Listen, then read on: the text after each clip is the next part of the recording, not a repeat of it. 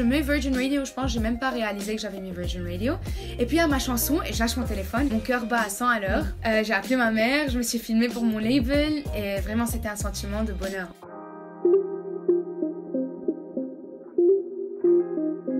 L'agenda culturel de Beyrouth vous présente Yané, précise ta pensée, le podcast qui va à la rencontre des jeunes artistes au Liban.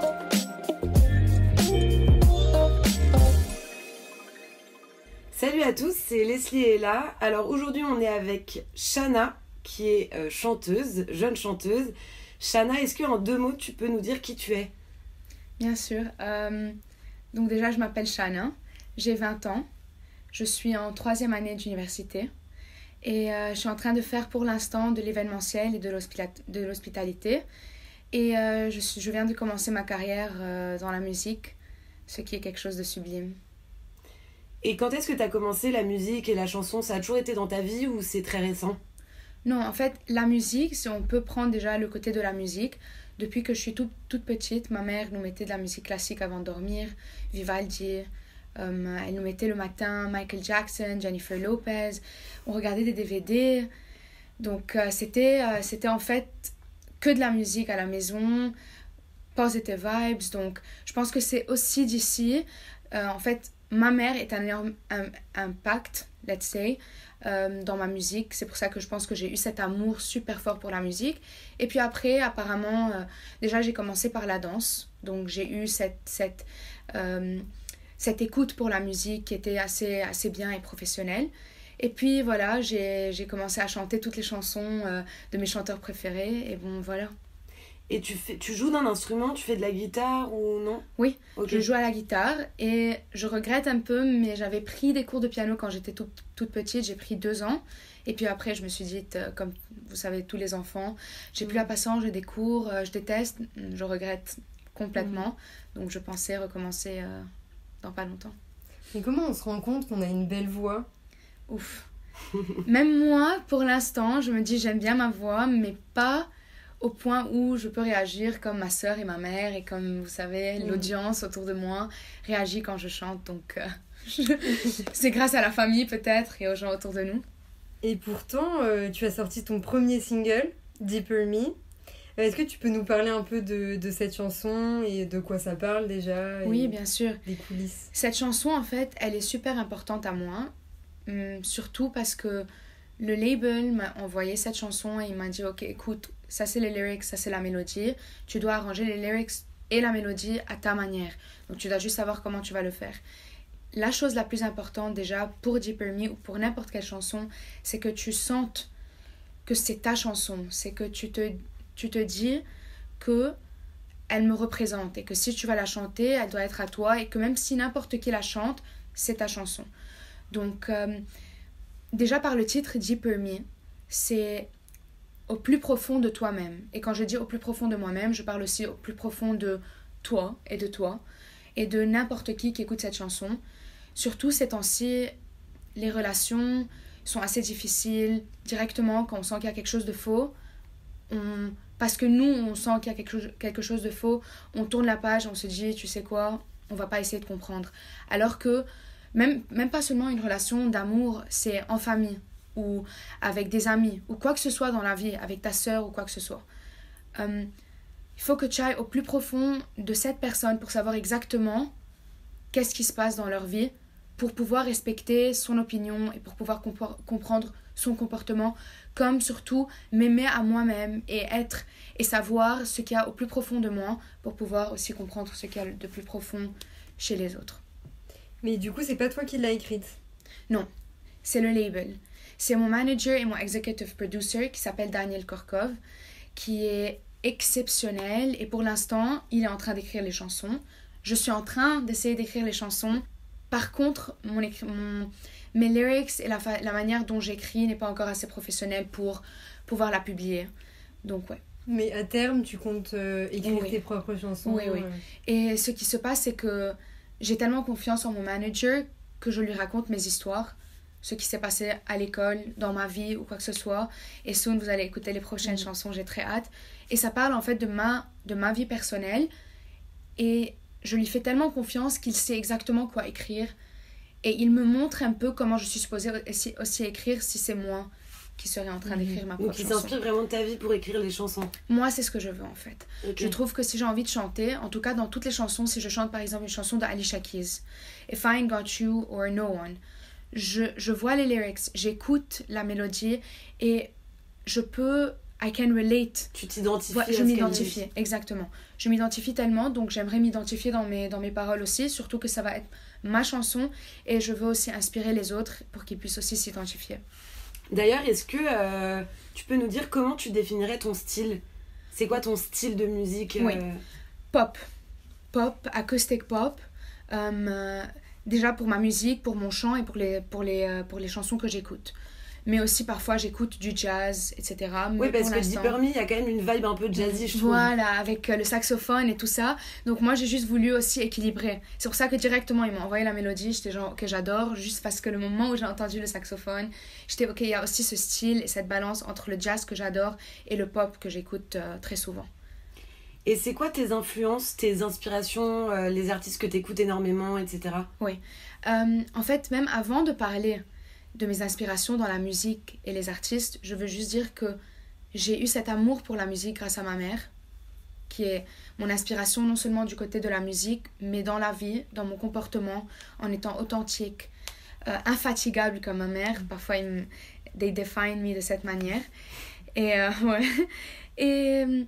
Et donc voilà, ma mère déjà, parce que la musique, elle a ce goût, donc grâce à elle, j'ai ce goût qui est old school. Et si on veut parler aussi de mes inspirations, c'est d'ici d'où vient tout mon amour pour ces artistes qui sont Michael Jackson, Jennifer Lopez, Alicia Keys, Billie Eilish qui est maintenant de ma génération surtout, et Black Eyed Peas et plein d'autres. Et est-ce que tu as une chanson en ce moment que tu écoutes tout le temps, une chanson qui te quitte jamais là actuellement ? Ouf. Bonne question. Il y a une qui s'appelle, en fait pour l'instant, si on parle pour l'instant, soyons honnêtes, j'écoute une chanson qui s'appelle Brazilian Soul. Sublime. J'ai oublié le nom de l'artiste, mais vraiment vous devez l'écouter. Brazilian Soul. Ok, on va écouter tout ça. Ouais. Et tu dis que tu écoutes plusieurs types de musique oui. Dans ta vie de tous les jours. On a vu que là, il y a quelques jours, il y a une version un peu plus beats, un peu plus club de Deeper Me qui est sortie. Et tu as collaboré avec Guy Manoukian. Superbe. Est-ce que tu peux nous dire comment tu as rencontré Guy Manoukian, comment ça s'est passé Bien sûr. Déjà, parlons de mon label, White Kid Records. C'est grâce à eux et aussi à mon manager et mon executive producer Daniel qui a tous ses contacts parce qu'il est déjà venu au Liban, il a des contacts pour le studio, il a les meilleurs contacts vraiment au Liban. Donc Guy Manoukian déjà il est libanais, Virgin Radio, c'est le owner de Virgin Radio. Donc c'est grâce à lui que j'ai plutôt les contacts avec Guy Manoukian. Ce qui s'est passé c'est que j'ai directement été contactée par Guy et par Daniel ensemble, on a créé un groupe et je suis allée chez lui. Et c'est là où je l'ai connu encore plus. C'était vraiment quelque chose de super beau et cool en même temps. Je stressais parce que j'allais rencontrer quand même quelqu'un qui est vraiment dans la music industry, qui est vraiment professionnel, mais qui a vraiment un cœur en or et qui est vraiment aussi authentique. Et donc voilà, je suis partie chez lui, on a commencé à jouer au piano, on a commencé par chanter des chansons qu'on connaissait ensemble. Ensuite, on a joué Deeper Me. Et puis, ça c'était aussi durant le process du remix en attendant qu'elle sorte le 9 mai. Ça fait depuis 4 jours, donc voilà. Et comment ça s'est passé pour toi en tant que jeune artiste ? T'as été repérée par le label ou c'est toi qui les as contactés ? Comment ça s'est mis en place tout ça ? Ok. Moi déjà, je ne m'attendais pas à ce que ma carrière de chant devienne tellement sérieuse si rapidement. Pour moi, dans ma tête, c'était je finis l'UNIV et puis je me concentrerai sur ma musique en postant encore durant mes cours et tout ça et durant ma semaine des vidéos sur Instagram. Donc non, c'est pas moi qui leur a contacté, ils m'ont repéré. J'ai commencé à faire des lives avec Big Hass, un radio host online qui a une exposure énorme, qui a des millions de followers. Donc je me suis dit, let's try it et essayons aussi de faire des compétitions online. J'ai gagné cette compétition, donc je suppose que presque chaque jour ou bien 3 fois par semaine, je postais un cover de moi en chantant Et surtout, dans la live de Becca, je lui ai dit, je veux que ce soit ma carrière. Donc, je suppose qu'ils ont su que si pour elle, elle est sûre que ce moment-là, c'est le moment où elle veut vraiment partir sérieusement vers la musique, alors je pense qu'il faut la contacter. Ils ont vu ta motivation et ta détermination. Oui. Et raconte-nous un peu comment ça se passe en studio et en tournage de clips. Oui. Déjà, en studio... Mon premier studio s'est passé... En fait, tous mes studios maintenant, sessions, se passent à The Brain Studio avec Eli Ael. C'est lui qui fait le mastering et le mixing de la chanson et tout ça. Déjà, cet homme est tellement professionnel que toutes les personnes qui l'écoutent en dehors du Liban, ou bien tous ceux qui sont professionnels dans la musique et dans l'écoute musicale et tout ça, dans l'oreille musicale, pardon, ils disent que c'est un mixing et un mastering superbe. Donc déjà, je suis tellement chanceuse et tellement contente d'avoir la chance de partir et de chanter dans ce studio, surtout que je peux aller seule, sans avoir l'avis de ma sœur, parce que ma sœur, elle est toujours là pour me donner le meilleur des avis. Je ne fais confiance en personne autre que ma sœur. Avec lui, je suis capable de partir toute seule et savoir que lui, il saura gérer tout. Et voilà, donc pour le studio, je le fais à The Brain Studio et on essaye d'écrire de plus en plus pour aller au studio. Et pour la music video, qui sort dans très peu, c'était très beau, mais c'était vraiment une expérience complètement différente. Ni j'aime me filmer, ni j'aime qu'on me filme, ni j'aime prendre des photos, ni j'aime prendre des photos de moi. Là, je suis en train d'être complètement honnête parce que j'ai pas de problème. Je sais que en tout cas, je ne m'attendais pas à ce que tout ça se passe en une fraction de seconde, ce qui s'est passé en fait, soudainement. On a fait 3 jours de vidéoclip. 3 jours. Déjà, c'était un vendredi et un samedi, c'était full day. J'avais même Croix-Rouge le jour d'avant. Je revenais à 6h du matin, vendredi. Je reviens, je pars directement au set. Je commence et en fait, c'est tellement simple. Ma vidéo est simple parce que j'aime ni les trucs super extra, ni les vidéos qui sont pas moi. Je veux juste être moi, que ce soit simple, surtout que je suis jeune, que je veux encore montrer, vous savez, la simplicité d'être une jeune artiste. Donc c'était superbe, une expérience inoubliable, mais c'était tellement fatigant que même moi je m'endormais en attendant qu'ils arrangent la caméra. J'étais comme ça et puis ils me disaient Shana, tu es prête? Et moi j'étais genre oui, je suis prête. Et je me réveillais soudainement. Mais c'est une expérience sublime, vraiment. En tout cas, l'équipe est superbe. Mais comment tu fais pour gérer ton stress? Parce que tu nous dis que de base t'es pas très à l'aise devant les caméras. Oui. Comment t'as fait pour... Est-ce que t'as des petits tips Je vais le dire en fait, je suis très croyante. Donc je prie pour enlever le stress, je prie pour être heureux, je prie pour que cette journée se passe bien. Et pour moi, en fait, le stress bousille tout. Et donc quand je prie, je me dis, c'est bon, j'ai pas de stress, je vais m'organiser, je vais faire de mon mieux. Et voilà, il faut juste...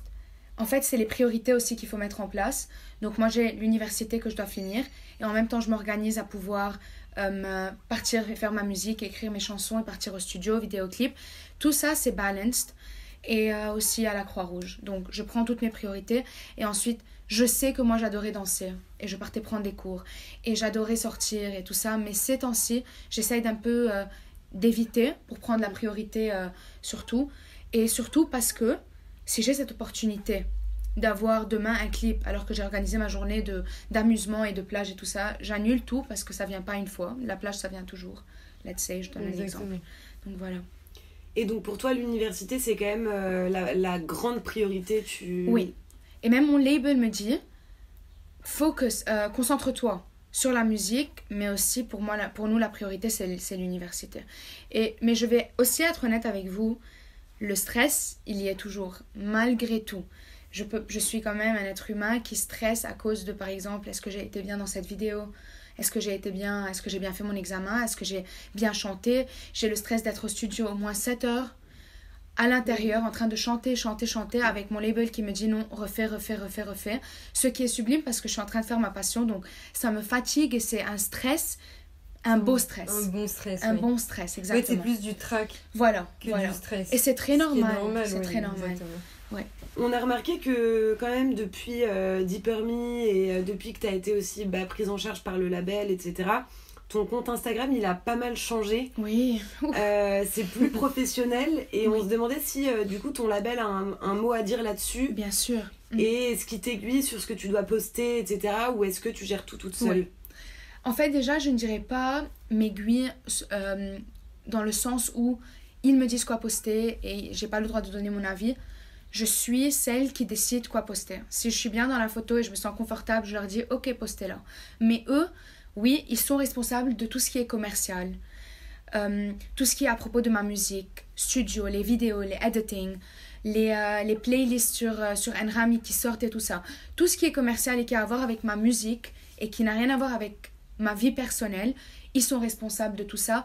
Mais c'est comme si c'était un téléphone, j'étais au téléphone avec eux, ils me disaient ok, on va poster ça, mais ils postent ça parce qu'ils sont plus professionnels. Oui. Et moi, ni je m'y connais dans ça, ni dans le marketing, ni dans les captions et les vidéos. Donc oui, eux, ils sont responsables du commercial. Et moi, je suis responsable de tout ce qui a rapport avec ma vie personnelle. J'ai aussi mes close friends, donc je peux faire la folle. J'ai aussi mon TikTok où j'ai pas... en fait, là, mon label n'a rien à voir avec TikTok, où vraiment je suis moi-même. J'ai toujours été moi-même, mais juste je fais la folle à la place d'être plus professionnelle sur Instagram que TikTok. Et donc, voilà. Mais donc, ils ont quand même tes codes Instagram, etc. Mon manager a uniquement mon code Instagram parce que je lui fais confiance... À 100%. À 100%. Et parce que voilà, il sait mieux que moi. Et en tout cas, on peut voir le succès que ça fonctionne, que ça fonctionne très bien. Et en ce moment, on entend pas mal Deeper Me à la radio. Oui. Qu'est-ce que ça t'a fait la première fois où t'es montée dans ta voiture, t'étais sur l'autoroute et tu t'es entendue chanter à la radio? Vous savez, quand votre cœur... il tombe, genre vous le sentez maintenant sur vos jambes, vous savez. C'est comme s'il est plus à l'intérieur, quoi. Donc c'est là où j'ai été tellement surprise. Je ne m'attendais pas. Je me disais, mes amis vont l'écouter. Déjà, quand mes amis l'écoutaient, j'étais genre, eh non, vraiment, elle est à la radio. La première fois que je l'ai écoutée, c'était en même temps que tout le monde, quand il y avait le interview de Virgin Radio, et puis ils l'ont joué juste avant l'interview. Mais ensuite, il y avait peut-être le lendemain ou 3 jours plus tard, où j'étais en voiture, et je pense que j'étais aussi stressée. Et je me disais, j'ai tellement de choses à faire. Et puis je mets Virgin Radio, je pense, j'ai même pas réalisé que j'avais mis Virgin Radio. Et puis il y a ma chanson, et je lâche mon téléphone, et j'étais genre, c'est ma chanson, mon cœur bat à 100 à l'heure. J'ai souri de joie, j'étais tellement heureuse. J'ai appelé ma mère, je me suis filmée pour mon label, et vraiment c'était un sentiment de bonheur en fait. C'était superbe, et surtout, je vais vous le dire, ça c'était le moment, je pense, même après mon interview, où je me suis dit, I succeeded. J'ai eu ce succès, vraiment, je suis tellement satisfaite. Je suis à la radio, à une des radios les plus célèbres au Liban. Donc c'était vraiment un succès pour moi. Ça doit faire un petit choc, ouais. Ouais, un petit. Dans ton interview sur Virgin Radio, Sally te décrit comme la Ariana Grande libanaise. Qu'est-ce que tu penses de ça? Qu'est-ce que ça te fait d'entendre ça? Parce que Ariana Grande, c'est quand même pas n'importe qui. Exactement. Donc je vais vous dire, pour moi, quand elle a dit ça, c'était vraiment un très beau compliment venant de sa part. Ariana Grande, pour moi, est une des chanteuses les plus professionnelles et qui a une des plus grandes voix puissantes de notre génération et de cette génération surtout. Par contre, je trouve que mon style est complètement différent. Je pense que plein de personnes, en tout cas, m'ont dit que Ariana Grande n'est pas vraiment de ton style. Peut-être ils disaient avec la voix, mais même la voix, je pense que je suis plus grave qu'elle. Et aussi, donc déjà c'est un compliment superbe, mais je me dis que je ne m'identifie pas vraiment à son style du tout. Et je préfère aussi et je me dis que j'ai mon propre style. J'ai mon style un peu jazz et un peu... voilà, en fait, mon style qui s'identifie en fait. Tu peux te dire, voilà, ça c'est Shana, comme tu peux te dire, ça c'est Ariana Grande, de sa voix très douce en fait. Est-ce que ça te met un petit peu la pression d'être comparée à quelqu'un d'aussi célèbre, ou au contraire ça t'encourage à aller plus loin? Ça m'encourage, bien sûr. Je trouve que tout ce qui se passe, et en fait c'est une très belle question parce que je vais aussi rentrer dans ça, quand on me compare à une personne aussi célèbre, c'est superbe. Même si on me comparait à quelqu'un par exemple, de pas aussi célèbre, je le prendrais en tant que leçon. Je le prendrais, je verrais the positive side, the bright side. Vous voyez, je trouve que ça c'est super important aussi à dire que quoi que ce soit qui se passera dans ma carrière, que ce soit qui me compare à qui que ce soit, ou qui me juge, ou whatever, je le prendrai d'une belle manière. Et il faut toujours le prendre d'une belle manière, sinon on ne pourra pas continuer. Donc bien sûr, tout ce qui se passe maintenant dans ma carrière, que ce soit positif ou négatif, je le prendrai d'une bonne manière. C'est sûr, les critiques, ça peut être difficile, mais Ouais. il y a toujours des Oui, critiques. c'est normal, il faut l'accepter en tout cas. Et on sait que tu danses aussi. Oui. Et on voulait savoir si tu étais autodidacte ou si tu avais pris des cours un peu Ouais. dans ta jeunesse, même si tu es très jeune, mais quand tu es petite. En fait, encore une fois, ma mère, dès que j'ai 5 ans, elle m'a mise au ballet. De 5 ans jusqu'à 10 ans, ensuite j'ai arrêté. Encore une fois, je regrette. Je lui ai dit, maman, je déteste le ballet. Alors que maintenant, j'attends à avoir du temps pour recommencer littéralement et pour... j'ai tellement envie de recommencer le ballet. Donc, elle m'a mise au ballet. Donc, non pas autodidacte. Oui, en fait, d'un côté où ma mère a réalisé que j'adorais la danse et que j'avais cette musique et que je savais exactement quand faire ce pas et que quand elle me mettait de la musique, je dansais. J'avais 2 ans, donc vous devez voir les vidéos, elles sont très très drôles. I was feeling myself. Et donc elle a réalisé, et pour elle, la base c'est le ballet. Donc elle m'a directement mise au ballet. Et C'est ensuite la on a rigueur. continué. Oui, c'est super important. Ensuite au hip-hop. Ensuite au hip-hop, jazz contemporain. J'ai été à l'académie de Macris Dance Ministry, à Caracalla Dance Academy, à Zirka, qui est maintenant l'académie où je pars danser, qui est kind of hip-hop, jazz, heels. Et aussi à Lynn Rendour, qui est aussi une académie où je suis devenue une prof grâce à ce achievement d'être une danseuse là-bas. Oui, et tu souhaiterais donc intégrer cette autre passion à ta carrière? Ouf. Ou c'est vraiment la musique Non, pour moi la danse, déjà parce que je suis fan et j'ai ces inspirations de tous ces danseurs. Et en fait, ce sont des artistes. Donc Michael Jackson, Jennifer Lopez, Alicia Keys. Et en fait, plutôt Michael Jackson et Jennifer Lopez et Justin Timberlake, dans leur musique et dans leurs vidéoclips, et même sans même voir leurs vidéoclips, leurs chansons et la mélodie de leurs chansons et les lyrics te donnent envie de danser. Donc pour moi, c'est ça ce que je veux donner. Je veux pas seulement qu'ils écoutent ma voix, je veux pas uniquement que ce soit la mélodie qu'ils écoutent. Ça, bien sûr, je veux qu'ils aient la chair de poule, etc., qu'ils la sentent, mais je veux qu'ils dansent. J'ai été inspirée par cet amour pour la danse aussi, et de vouloir danser et de faire la folle dans mes music videos grâce à tous ces artistes qui t'ont bercé. Voilà, qui m'ont bercé. Pour changer un tout petit peu de sujet, on sait que tu es aussi volontaire dans plusieurs organisations comme la Croix-Rouge, Offre Joie. Est-ce que tu peux nous dire un peu comment tu as commencé et ce que ça t'apporte aussi ces activités extérieures, ce bénévolat? Bien sûr. Déjà pour moi, être une volontaire, c'est une des choses qui m'a formée, qui m'a changée. Donc, j'ai commencé déjà par, à 15 ans, je cherchais des NGOs, puis j'ai trouvé Offre Joie. En 2016 ou en 2017, si je ne me trompe pas, j'ai trouvé cette NGO qui est Offre Joie et j'ai décidé de partir avec ma meilleure amie et c'était vraiment la plus belle des expériences de ma vie. Vous me demandez une des plus belles expériences, je vous dis Offre Joie jusqu'à maintenant. Jusqu'à maintenant et à présent, c'est vraiment ma famille, Offre Joie. Et donc ça m'a aussi montré que my happiness et mon bonheur ne vient pas uniquement de la musique, mais ça vient aussi du volontariat. Donc, ça a commencé par Offre Joie. Ensuite, j'ai fait Ordre de Malte. On s'occupe des gens qui ont des problèmes un peu différents, que ce soit trisomie, etc. Et ensuite, je suis partie, j'ai fait Basma. J'ai ramené des cadeaux pour des pauvres durant Noël et tout ça. Donc, je suis allée dans différentes NGO. Et j'ai décidé à 18 ans, à 19 ans, de partir à la Croix-Rouge. Ça, c'était un des achievements et maintenant, je suis accro. Vraiment, j'arrive pas à sortir de cet endroit. Même si je vais quitter, je sais même pas comment je vais me sentir si je vais devoir quitter la Croix-Rouge. Mais pour moi, je ne quitterai jamais le volontariat. C'est une partie de moi, voilà. Et Offre Joie, au début, ça consistait en quoi? Parce que c'était pas la reconstruction encore quand tu as commencé. Oui, exactement. Moi, au début, je savais que par exemple, Offre Joie, c'était pour partir à Tripoli. Il y avait peut-être une maison qui avait besoin de reconstruction, comme tu viens de dire. Et il fallait reconstruire, mais moi, ma mère avait trop peur. Donc ce que j'ai fait, c'est que j'ai attendu jusqu'à ce qu'il y ait les camps pour les pauvres. En fait, ce campus, en fait, c'est...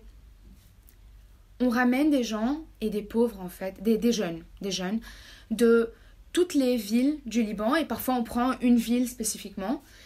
Et voilà, c'est un camp pour eux, pour qu'ils s'amusent, pour les éduquer, savoir comment manger, savoir comment être gentil, avoir un cœur en or. Parce que parfois, eux, ils viennent et ils sont vraiment violents parce que, bon, c'est l'éducation. Donc, on peut rien dire à propos de ça. Mais nous, notre goal, c'est qu'ils viennent et qu'ils passent le moment de leur vie, qu'ils soient heureux, qu'ils ne pensent pas à toute la misère qu'ils passent durant leur journée, même avant ce camp. Ils ont un lit, ils ont des habits, ils ont de l'eau à boire, à manger, ils peuvent prendre leur bain, se brosser les dents. Si je leur donne un dentifrice, ou bien une brosse, ou bien je leur prends le bain, pour eux c'est genre ils pleurent de joie. Donc c'est un camp pour eux, pour qu'ils puissent s'amuser et pour oublier un peu de la misère qui se passe de leur côté. Et juste la Croix-Rouge aussi, tu fais quoi exactement pour eux? Oui, donc je suis une secouriste à la Croix-Rouge, ça fait déjà 1 an et quelques mois. Je suis rentrée en janvier l'année passée. J'ai ma carte, j'ai mon nom dans la liste de tous les secouristes de la Croix-Rouge libanaise. Et moi, mon secteur est à Gemaizeh, mais à cause de l'explosion, maintenant, on s'est divisé avec le Covid, 2 groupes différents. Et donc oui, je rentre dans les ambulances et quand on a une urgence, c'est nous on part les prendre quand il y a un accident de voiture ou quoi que ce soit. S'il y a quelqu'un qui a vraiment une crise de tachycardie ou quoi que ce soit, nous sommes là-bas. Nous sommes les premiers secouristes à arriver là-bas. Ça doit être impressionnant, ça parfois tu dois avoir des trucs un peu difficiles. En effet. Mais du coup, tu as eu une formation, j'imagine. Ouf, ça a pris je pense 7 à 8 mois. Donc presque 1 année pour pouvoir entrer au secteur et ensuite 1 année pour y être. Ok. Ouais.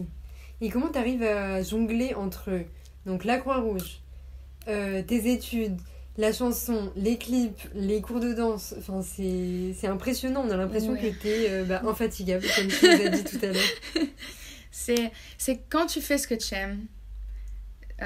Ça, c'est sûr. C'est pas du tout facile. Mais voilà, quand tu fais ce que tu aimes. Moi, déjà, à l'université, je fais ce que j'aime. Je chante et... Pour moi encore, tout ce qui se passe dans la musique, c'est un peu surréel pour l'instant. Donc, je suis en train de faire ma passion. Et la Croix-Rouge, j'ai ma famille. J'ai vraiment rencontré des gens qui vont rester à vie en moi, autour de moi. Donc, c'est juste que tout ce que j'apprends et tout ce que je fais en ce moment, c'est mon bonheur. Donc, je trouve que moi, en tout cas, j'aime toujours faire plusieurs choses en même temps. Et j'aime travailler durant toute ma journée. J'aime pas rester à la maison. Sinon, je me dis, je suis pas en train de achieve quelque chose durant ma journée. Et donc, oui, c'est un stress. Et je suis hyper active parfois parce que j'ai tellement de choses à faire. Et parfois, oui, je reviens à la maison crevée, que je suis énervée. Je suis genre, j'arrive pas à savoir ce que je dois faire. J'ai ça demain, j'ai ça après-demain, etc. Je dois finir cette deadline. C'est aujourd'hui. Je sais pas quoi faire. Mais... à la fin, quand je finis toute cette semaine super, super difficile, je me dis, waouh, tu l'as faite et c'était superbe et regarde ce que tu as fait. Et... donc, en fait, voilà. Tu as besoin d'être fière de toi. Il faut. En fait, c'est grâce aussi à ma soeur et ma mère et mon père. Mon père, full support. Et c'est aussi grâce à lui que j'aime tellement la musique. Chaque jour, il m'envoie une chanson. Chaque jour, une chanson des old school songs, 80s, 90s. Donc, vraiment aussi, je suis en train de vous dire, en fait, ma famille, c'est aussi un énorme... ils font partie d'une énorme partie de ma musique, en fait, voilà. Donc, oui, ma famille me dit souvent qu'ils sont fiers de moi. Et mes amis. Donc, moi, je me dis pas ça souvent parce que j'ai plein de choses à faire que je n'y pense même pas. Je me dis, tu aurais pu faire mieux. Perfectionnisme, pas au maximum, mais ma famille me le dit. Est-ce que tu t'es déjà produite sur scène au Liban et si oui, où? Oui, sur scène, déjà j'ai commencé au lycée A du Talent. C'est un événement à l'école quand j'avais 13 ans ou 14 ans. C'était la première fois où je me suis mise sur scène et j'ai chanté. Et j'ai gagné cette compétition. En fait, j'ai chanté Set Fire to the Rain et Birds Flying High. Et donc voilà, ça c'était ma première fois sur scène, mais c'était en face de mes amis qui vraiment ne s'attendaient pas à ce que je chante. Et ni moi, je ne m'attendais pas à ce que... Ils savaient pas que tu chantais aussi bien à l'époque? Pas du tout. Ils me disaient, tu as une très belle voix, mais ils ne s'attendaient pas à ce que sur scène, j'ai cette confidence et cet amour pour être sur scène. Là, j'ai réalisé vraiment que si je suis énervée, puis je me mets sur scène, je suis bien. J'oublie tous mes problèmes. Et puis ensuite, j'ai commencé, aussi c'est une NGO, Heartbeat Concert. Si vous ne savez pas c'est quoi, en fait, Heartbeat, c'est une organisation qui organise des concerts où l'argent et le fundraising part à l'hôpital de Heartbeat, qui est uniquement pour ceux qui ont des problèmes de cœur.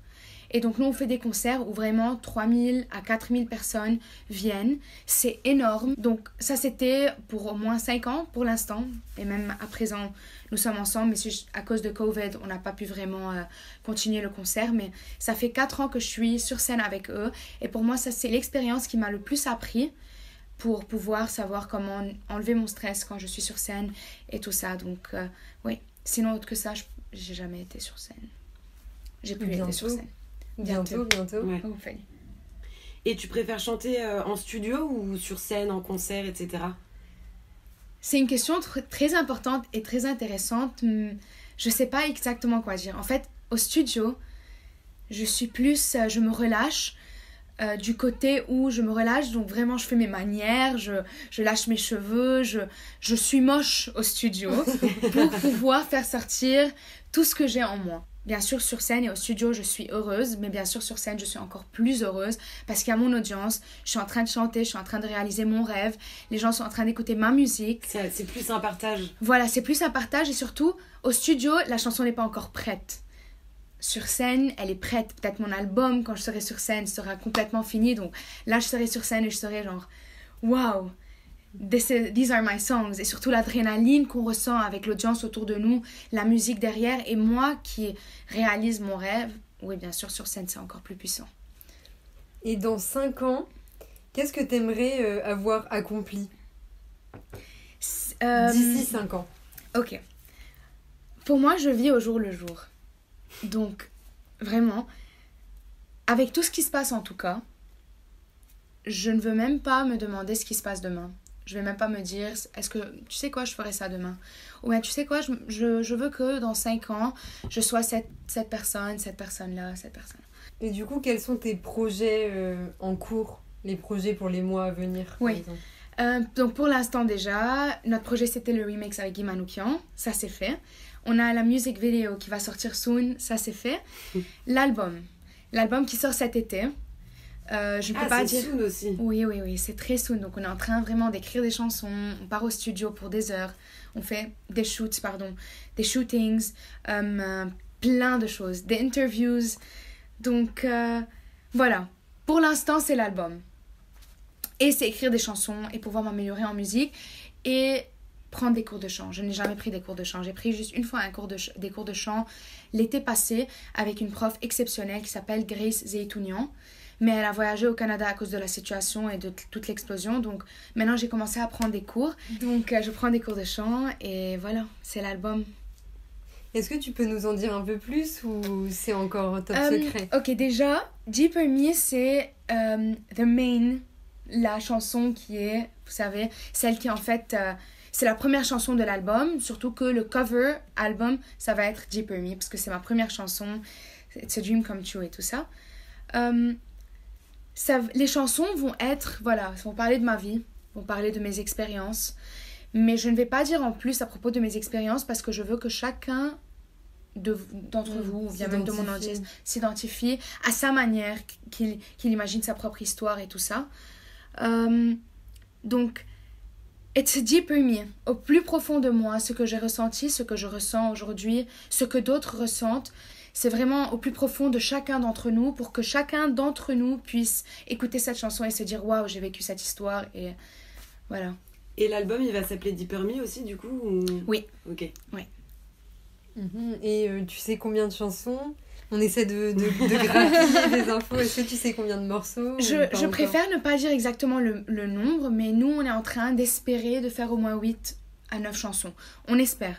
On ne sait jamais ce qui se passe. On peut faire même plus, on peut faire moins. Ça dépend même de la collaboration, des contacts et des projets. Donc voilà, on verra. Tu comptes vraiment faire de la musique ton métier à part entière, en vivre, etc. Oui, complètement. Okay. Complètement. Il y aura toujours de côté le volontariat, il y aura toujours peut-être au cas où l'événementiel, par exemple si je veux organiser mon propre event, je peux parce que j'ai pris des cours. Mais pour moi, la musique et le chant, je veux que ce soit ma carrière à vie. Pour l'instant, ça c'est ce que je souhaite. Pour l'instant, ça se passe plutôt bien. Plutôt bien. C'est la bonne voie. Et est-ce que tu aurais des conseils pour les jeunes générations d'artistes qui voudraient, comme toi, vivre de leur passion? Donc, pour les jeunes artistes, pour les gens surtout au Liban, Je leur dirais que malgré tout ce qui s'est passé au Liban, les catastrophes, la crise économique, il faut avoir de l'espoir. Il faut avoir confiance en soi. Moi, si je n'avais pas confiance en moi, si je n'avais pas cette équipe derrière moi qui est tellement professionnelle et qui me pousse chaque jour à faire le meilleur de moi-même et de donner le meilleur de moi-même, je n'aurais pas été où je suis aujourd'hui. Donc, ce que j'aimerais leur dire déjà, c'est que n'abandonnez pas si ça c'est votre rêve. Faites ce que vous aimez parce que, croyez-moi, la vie est trop courte pour se dire c'est plus important parce qu'il y a plus d'argent, c'est plus important parce que, en fait, ma famille veut ça, et c'est plus important parce que, oubliez la musique, ça ne me mènera nulle part. Je suis libanaise, la situation au Liban est catastrophique. Je n'aurais jamais pensé, je ne me serais jamais imaginé que j'aurais été ici, maintenant, avec tout ce qui se passe au Liban, en train de vivre le rêve, en train de vivre ma musique, d'écrire mes chansons, de partir au studio, de faire des shoots. Quand vous croyez en vous, ça doit commencer par vous et vous-même. Believe in yourself, ça ira bien.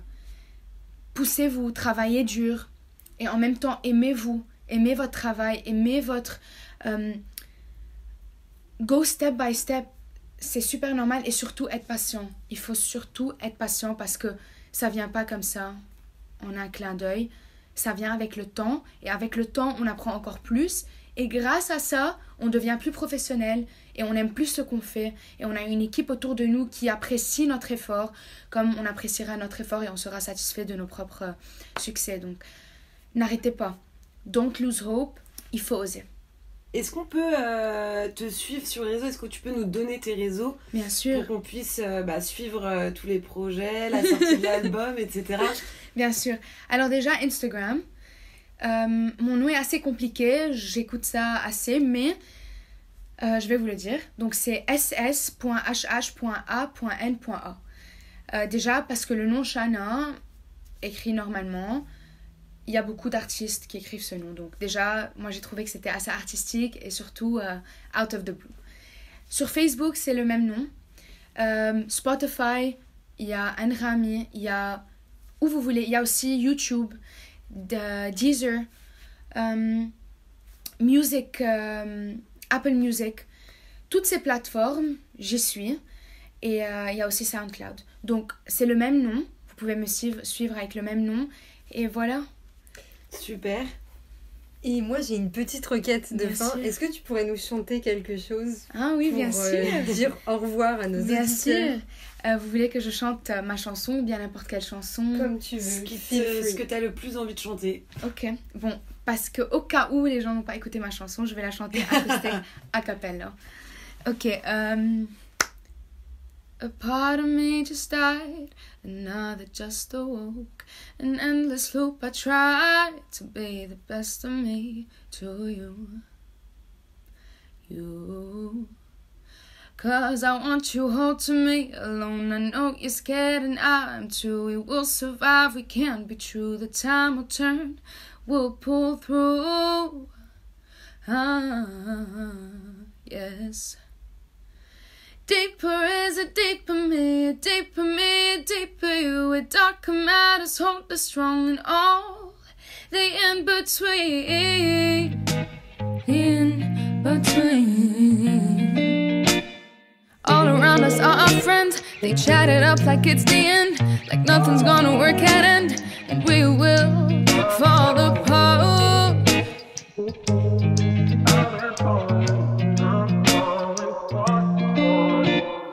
Deeper is a deeper me, a deeper me, a deeper you. A darker matters hold us strong and all the in-between.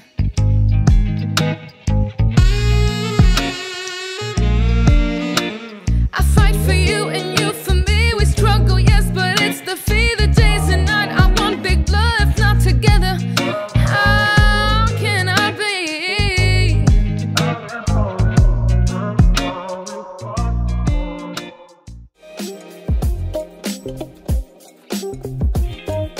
C'était Yann et Précise ta pensée. Retrouvez tous nos épisodes sur Spotify, SoundCloud, mais aussi Apple Podcasts, YouTube et bien d'autres. Et surtout, n'oubliez pas de vous abonner.